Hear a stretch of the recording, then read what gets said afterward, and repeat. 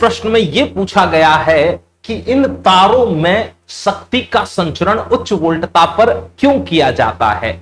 आपने देखा होगा शहर से बाहर की तरफ जाते हैं तो ऐसे बिजली के लिए बड़े बड़े पोल लगे हुए होते हैं, उन पर ऊपर तार लगे होते हैं। यहां उच्च वोल्टता पर शक्ति का संचरण होता है। हो सकता है आपने इस पे ये एक ऐसा खोपड़ी का निशान भी बना हुआ देखा हो, इस पे डेंजर का ऐसा सिग्नल बना रहता है, हो सकता है कभी आपने देखा हो। तो ये शक्ति का संचरण उच्च वोल्टता पर क्यों करते हैं, आइए इसे समझते हैं। मान लीजिए कि यहां कहीं एक पावर प्लांट है।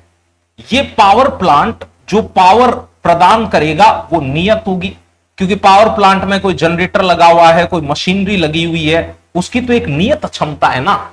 आपके घर में मान लो एक पानी की मोटर लगी हुई तो उसकी एक नियत क्षमता है, वो क्षमता रोज थोड़ी ना बदलती है। तो पावर प्लांट से जो पावर आई वो आपने लिख दी वी आई। वी है विभवांतर, आई है धारा और पी है पावर। और पावर प्लांट जो ये पावर पी देगा, हमें पता है ये पी क्या रहनी है, नियत। पावर प्लांट में जो मशीनरी लगी हुई है, जो प्रक्रियाएं हो रही है, वो नियत पावर प्रदान करेगी। अब पावर प्लांट से उच्च वोल्टता पर ये पावर भेजी जाती है आगे तारों का प्रयोग करते हुए। मान लीजिए कि आप इन तार में धारा मान लेते हैं आई, ठीक है, और इन तारों का, इन केबल्स का जो प्रतिरोध है वो आप आरसी से दिखा दें। इन सारी केबल्स का प्रतिरोध मान लो आपने आरसी से दिखाया। अब धारा अगर तार में है तो इलेक्ट्रॉनों की गति हो रही है, इलेक्ट्रॉन यहां तार में जो बद्ध धनायन है, स्थिर धनायन है, उनसे टकराएंगे तो फिर ऊष्मा प्राप्त होगी। ये जो ऊष्मा है इसका सूत्र आता है H is equal to I square R T. इसमें हम मान रखना शुरू करते हैं। I की जगह आप ला सकते हैं P बाय V, तो I की जगह रखा भाई P बाय V।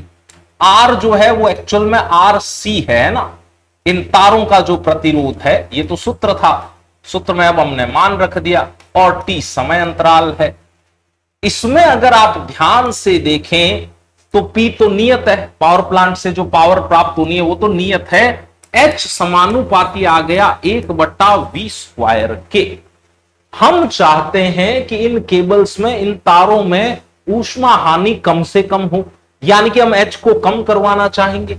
H को अगर हम कम करवाना चाहते हैं तो आपको गणित से यह बात पता है, आपको V को बढ़ाना होगा। V जितना बड़ा होगा H उतना ही कम होगा, यानी कि कम ऊष्मा हानि हो। इसके लिए वैद्युत तारों में, इनमें जो संचरण होता है वैद्युत का, वो उच्च वोल्टता पर किया जाता है। यह प्रश्न कई बार बोर्ड में पूछा गया है, बोर्ड के लिए इंपॉर्टेंट है।